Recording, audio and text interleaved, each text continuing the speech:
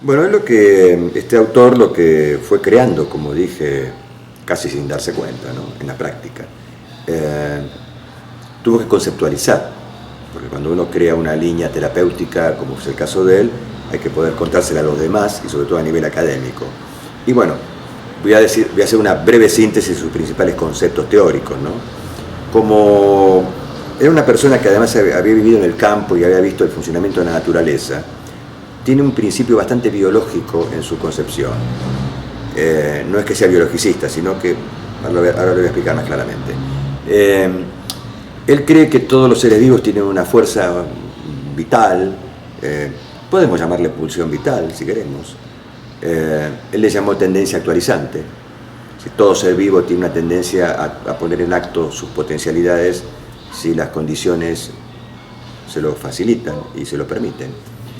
Entonces la tarea que él dice, ¿cómo podemos hacer nosotros para pensar en cuáles son las condiciones adecuadas para que un ser humano crezca positivamente y despliegue sus potencialidades? Y esto de desplegar potencialidades es lo que se notaba cuando se veían las grabaciones y las filmaciones, porque como la universidad lo ofreció y él lo aceptó, y es interesante, porque si bien era un fenomenólogo sin saberlo, y un existencial sin saberlo, por otro lado era un psicólogo norteamericano, donde la importancia de la investigación era clave en ese momento, sobre todo para ser aceptado en medios académicos. Entonces la forma que eligió, que decidió él, fue grabar sesiones directamente y observarlas con un equipo de trabajo. Le decía a sus consultantes que iban a ser, si aceptaban o no ser grabados, y entonces comparaban el método con otras grabaciones de otras líneas. Y entonces es interesante contar también que cómo vamos llamando a esto que usted hace, doctor, le decían los discípulos, ¿no? De alguna manera. Y bueno, y ahí aparecieron conceptos que hoy algunos son muy conocidos, pero que fue uno de los, si no fue el primero, estoy seguro que fue de los primeros colegas que introdujo el concepto de empatía, por ejemplo. Es imposible atender a alguien, en cualquier línea, decía Rogers, ¿no? Si uno no se pone en lugar del otro, ya sea emocional y cognitivamente, ¿no? En el marco de referencia del otro. Es imposible ayudar a alguien si uno no se despoja de sus propios valores y lo acepta incondicionalmente, que sería una segunda condición. La empatía es la primera, la segunda la aceptación incondicional. Y obviamente para poder ser empático con el consultante y ser incondicional, uno tiene que estar en un estado de coherencia interna. Con eso él generó lo que se llama un trípode, un terceto, un trípode actitudinal: empatía, aceptación incondicional, comprensión empática también le dicen algunos, aceptación incondicional y congruencia o autenticidad.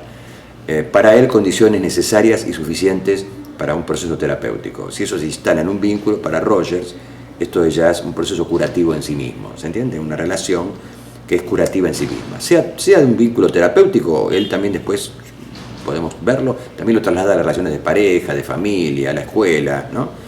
Por eso la enseñanza que propone Rogers, si bien es leer la teoría de personalidad que tiene, todas las construcciones teóricas que hizo a posteriori, dice que es imposible ser rogeriano, trabajar con el modelo de él, si la persona no experiencia estas tres actitudes y no las puede poner en práctica con sus consultantes o pacientes.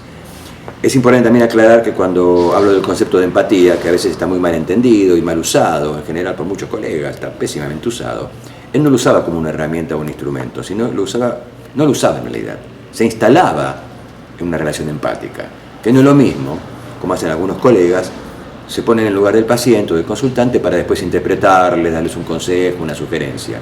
Él lo que hacía es estar en situación de empatía permanente en esa hora, en esos 50 minutos o en el tiempo que estaba con su consultante. Para ello estaba también en situación de incondicionalidad, de aceptación incondicional, y para eso también estaba, en la medida de sus posibilidades, en estado de congruencia o autenticidad. A partir de allí, él hablaba, obviamente, intervenía, decía algo ante el discurso y la demanda de su paciente o consultante. Y también hubo que ponerle nombre a esas cosas que él hacía, y los nombres que hoy se conocen son reflejos simples, que de alguna manera implicaban intentar comprender en lo lingüístico, en este caso, ¿no? O también en lo gestual, qué estaba diciendo su consultante, y se lo devolvía con una intención nada más ni nada menos de que el consultante se sienta escuchado, aceptado, comprendido, y para que pueda seguir hablando y abriendo su esquema, en ese caso verbal. Y después descubrieron que también eso facilitaba mucho la ampliación de la percepción, con ese simple recurso, que no es, como algunos lo han ironizado, repetir palabritas, sino estar, como los que sabemos fenomenología, hacer una reducción fenomenológica, una epogé, como también se llama, llegar a la esencia del discurso y a partir de ahí, con una palabra, dos o tres, o una pequeña oración, poder decirle, ¿usted me está diciendo esto? Ajá. Y chequeaba.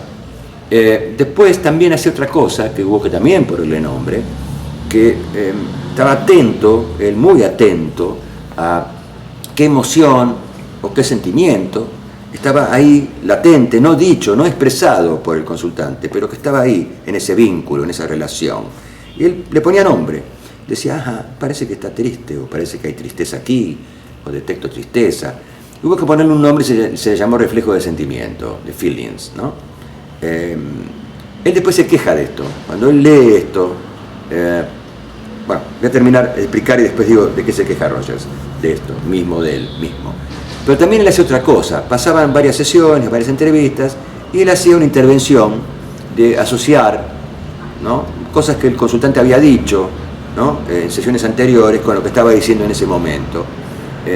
Diríamos que se podría parecer a una interpretación, pero no era una interpretación en el sentido psicoanalítico, estoy hablando, porque siempre interpretamos cuando hablamos, cuando percibimos la realidad, sino en el sentido que él no incorporaba teoría, sino, vos me dijiste hace un mes atrás tal cosa, ahora me estás diciendo tal otra, ¿no es cierto? ¿Qué asociación podemos hacer entre esto y esto? Eso le puso un nombre que se llamó reflejo elucidatorio, porque elucidaba, ayudaba a pensar. Diríamos que es el aspecto más cognitivo del método rogeriano, porque él, si se puede llamar método, porque él consideraba que también la persona, además de conectarse con su experiencia emocional, era bueno que también la pensara, obviamente, ¿no? ¿Por qué digo que se quejó después? Porque lamentablemente muchos colegas, discípulos, enseñaban el modelo de Rogers enseñando a reflejar, ¿no?, como si fuera una técnica. Ahora vamos a hacer un reflejo simple, después un reflejo de sentimiento, un reflejo elucidatorio, ¿no es cierto? Y no es lo que Rogers quiso decir.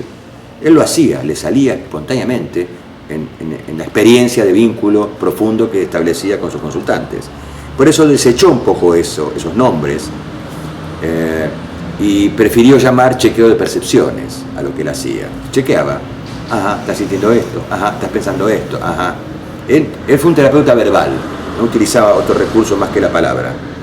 Él lo dijo varias veces en algunos reportajes y artículos, que le hubiera gustado también incorporar otras cosas, pero a él no le salían bien. Inclusive admite y admira a su hija Natalie Rogers, que incorpora el arte y otros recursos, y colegas posteriores que empiezan, como Gendlin, por ejemplo, que crea el focusing, o algunos colegas, entre los cuales me incluyo, que a veces incorporan recursos de la Gestalt, o del psicodrama, o de visualizaciones, recursos digo, no es que son psicodramatistas, nada, sino que algunos recursos que pueden ser válidos, porque son tomados de líneas terapéuticas que tienen, por lo menos en algunos aspectos, cierta similitud epistemológica y filosófica, líneas humanísticas, como es la Gestalt, el psicodrama moreniano, el focusing de Gendlin, ¿se entiende esto? Porque no es que le use un recurso del conductismo, sino un recurso que puede ser compartido con el consultante, ofrecido al consultante en algún momento. Si el consultante quiere, se hace; si no quiere, no se hace. Y acá es importante aclarar que cualquier intervención que hace alguien que sigue esta línea, y si el consultante no la acepta, no es considerado una represión, una negación, una defensa, sino que, bueno, seguiremos explorando. Esto es la idea que él plantea. Porque tiene un concepto más de base aún, que es el concepto de no directividad, que fue el primer nombre que le puso a su modelo, psicoterapia no directiva. Se lo puso como contraposición al conductismo de ese momento y al psicoanálisis del yo del momento que él escribía, y después tuvo que revisarlo porque era una manera de definir su modelo desde lo que no hacía, ¿se entiende? No dirigía. Pero es interesante porque esa impronta no directiva, aunque él después le cambió el nombre por psicoterapia centrada en el cliente y después por psicoterapia centrada en la persona,